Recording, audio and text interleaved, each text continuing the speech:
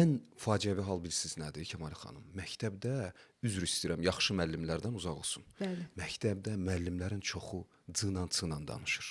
Qısaca olaraq onu deyim ki, mütləq şəkildə Azərbaycan dilini evdən, daha sonra bağçadan, sonra məktəbdən, universitetdən, sonra iş yerindən mükəmməl olduğunu gözləmək lazımdır. Azərbaycan dili yaranandan, doğulandan ölənə qədər bizim inkişaf etdirəcəyimiz haqqında məlumat toplayacağımız bir anlayışdır.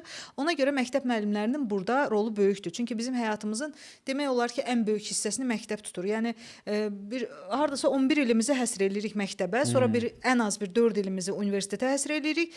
Təhsilə bir 15 il veririk. Bağçanın da üstünə gəlsə, heç onun 2 qatı qədər də yaşaya bilmirik nəticədə. Yəni sonra da qaydaları dəyişirlər ki, sən də məsələ öyrənmisiniz, indi belə deyil. Ona görə müəllimlər burada çox cavabdehdirlər.